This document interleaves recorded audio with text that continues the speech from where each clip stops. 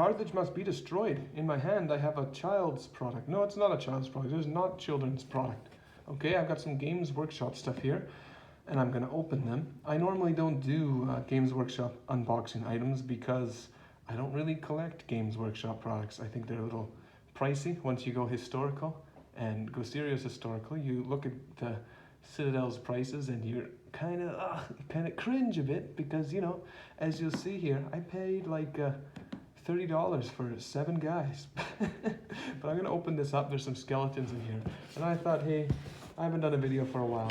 Let's open something. Let's do an unboxing. I actually already started to open this box earlier, and I thought, you know what, I shouldn't, because I can turn this into an unboxing video. I haven't bought stuff from Games Workshop for so long. So what happened was I still use their paints, and I really make heavy use of Rakarth Flesh and Pallid Witch Flesh. Those two colors are really amazing. Rakarth Flesh sits on black primer amazingly. Like, you don't need much coverage, and you can cover like anything with Rakarth Flesh. I ran out of that, and my friendly local gaming store, they didn't have any. Okay, they ran out, and when I went in to get some, well, they didn't have any. The closest place was the Games Workshop, of course, but to get down to Games Workshop was a bit of a hassle, so I just thought I'll order it in. Now you'll see here on the receipt, I'll just show it to you. Maybe I won't because my address is on there. I might cut that out. Anyway, so I got my Rakarth Flesh, and you can see here, they gave me my Rakarth Flesh and my Pallid Witch Flesh. That's not really important. But yeah, I ordered from them, and in order to get free shipping, I had to spend, I think it was 30 or 40, I think it was $40. Otherwise, buying 2 paints and paying $27 in shipping or $25 in shipping just wasn't worth it. So I saw that they had this Death Rattle Sepulchra. I can't even say that word. These skeletons. Sepulchra guard? I don't know how to say these guys' names. I'm not, English is a language I'm not good at. So, but yeah, I'm gonna open these up and show you guys here. These are there's 7 skeletons in here that are supposed to be easy snap figures. Now, I don't think Citadel makes bad miniatures at all. We already know that these guys are going to be awesome. Citadel's plastic models are just amazing, but this is what I've got here that I'm just showing off. This is the assembly guide here, and oh, they even got stats for Age of Sigmar. But yeah, they're just telling you here in this booklet how to put them together. Now, I'm not going to say like I said, I don't have anything negative to say about Citadel here because I already know Citadel's models are top of the line stuff. But I figured, you know, let's take a look anyway. And I want to see how they look when they snap together, because this is supposed to be a snap together miniature set where you're not required to use any glue. And I also just want to see how much prep is involved, because even though you don't have to use glue, there's still mold lines and there's still got to be some prep. When you press them together, how much, like, you know, if you put 2 halves together, you're going to end up having some lines between the parts that you connected, right? So anyway, you know what? I'm going to show you guys anyway, because why not? Citadel is awesome, as you guys know. They're one of the biggest, most popular companies around for a reason.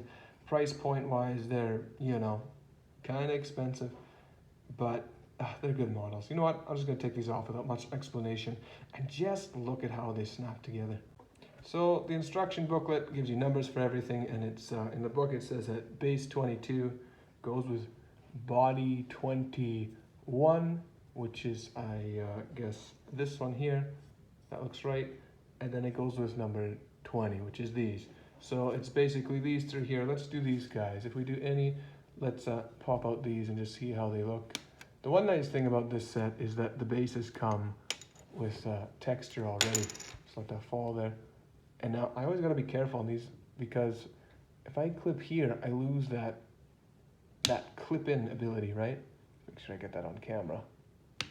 I'm just using Citadel's sprue cutter here too. It's an old one. Had it when I lived in Taiwan. And it's, yeah, they last forever. I like the shield. Look at that shield, lots of detail. So at least, you know, there's a bit of an over-exaggeration on here, but they look really cool. Is that the right spot? Yeah, it looks like it. clip that. Anyway, I don't want to bore anyone with too much of the too much of this part here. I just want to see how easy and simple these are to clip together. Okay, so this instruction manual here is telling me to clip the base down here, and by the looks of it, does this look right? How does it sit? This is number 22. This is the warden. So I'm going to assume he's going to sit like this because that's where the bigger piece is. Yeah, that looks right. So you're supposed, oh, I got down the camera there. So you're supposed to just clip these on. I've done some clip-ons before, but well, that's really good. You see how it's actually quite seamless. You know, it actually looks like the stone is sticking out of the earth there. Now, once you clip them in, you can still kind of wriggle them out, but once you clip them in, they're pretty clipped in. I mean, like, I don't think I'll have to glue them at all, as they say. Where's the other part here? Now, this is his back, and you can see it's just a little plug-in on the back. So let's just put them together. Am I gonna get it right? See, now this is my thing here when I clip them together. How well will they clip together? Because I can already see here,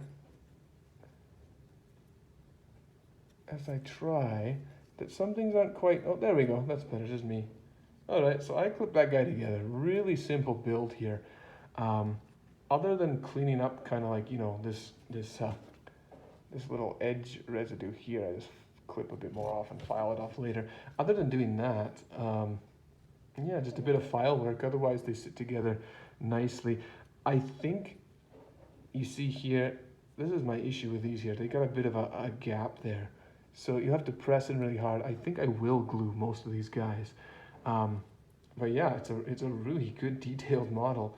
And I thought I'd just share this kit with you in case, you know, I haven't filmed something for a while. I just wanted to show you guys what I'm getting. But in any case, I got some skeletons now, and they will be used in fantasy games, maybe Frostgrave or something like that. They're good models. You just have a little bit of work to do with the kind of gaps there. A little green stuff will do it. I should have actually shaved some of that off earlier, but that's not a problem. I'll figure it out. As for mold lines, because yes, you still have mold lines you see on the skull there, so I should have actually gone through all my models first and taken out the mold lines. I might actually be able to wriggle this out and redo it. But I've generally found, I had some Space Marines that I put together, and man, when I clipped them together, oh, this is coming out. It's got to be gentle, I guess. Yeah, that'll come out. But yeah, I'll probably glue it down, try and unscrew that, and clean it up a little better. But yeah, pretty awesome models. It's just the price. Oh, did you see what I just did there? You got to be careful. His bone popped right out, and I'm sure I weakened it when I pulled him out of the base. Maybe I'll... Okay, so don't do what I did. Maybe I'll put him back in here then for now. These are expensive models. You know, it's funny. Every time I get a Citadel model, somehow I break it, and yet they're the most expensive models to get. See, I bent him out there. So I'm just gonna, he's actually broken right off. It's not a problem, I can fix it.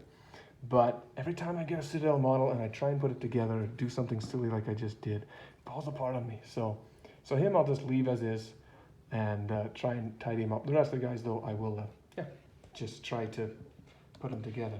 Other than that, I just wanted to film a video today, some stuff I'm doing. I've been painting some Germans. I've got some Germanic fanatics on the way. This guy's almost naked. I didn't do anything spectacular with him. But then I was thinking, you know, I gotta do war paint and stuff. And then this guy's not layered yet, but I gave this kind of guy a Celtic Braveheart look. He's gonna have a blue stripe and stuff like these. These are from the Germanic box I opened. So I always put my line bases on first. Just show you some more examples here. Just some random designs. And as I painted these, I just went more and more crazy. Like, this guy's actually, this guy's actually layered proper. But like, yeah, I went nuts with like these tiger stripes. But I thought, you know, they're fanatics. They gotta be crazy looking. I'm not doing many of these. This is for Infamy Infamy. But I really like this guy so far. He looks insane with those markings. And then I was talking to buddies and they're like, oh, you know, use lime, use chalk, use charcoal and stuff. And you know, Tacitus in one of the Roman books describes I think the Harari, I however pronounce that, as having like dyed bodies. So I went nuts on this guy. He almost looks like a a death metal artist from like Norway or something. But yeah, I just put a bunch of lime on his upper body, just white paint, and he's supposed to have a dyed body. And then his buddy here, I did all black. So when he's done, he'll have a nice popping charcoal and like a lime-covered face. But I just thought, you know, these are Germanic fanatics. They're supposed to be the most savage, most barbaric. So I just decked him out in war paint. So yeah, that's what I'm working on. That's what I've been doing. Otherwise, it's been quiet, been very busy. And yeah, I hope to bring you guys more of these crazy paint jobs with these Germans I'm doing. I'm not doing too many fanatics. I'm only going to do about 12, and there'll be a mix of painted or unpainted guys like you saw when I was showing off these guys here. But other than that, after that, I'm just gonna go for like basically warriors and stuff, and they'll have more like Celtic clothing and colors on their clothes, not so much this crazy war paint. But yeah, I'm still kicking around. I'm, you know, collecting the odd fantasy character and breaking them stupidly like I just did. But hey, you know, I needed the paints, and I only needed 2. I don't want to get so many Citadel. I use Vallejo a lot more now. I just needed those 2 specific ones, and paying that much for shipping wasn't good, so I picked something out I could use in Frostgrave. But yeah, thank you guys for watching. Hope you all have a good one.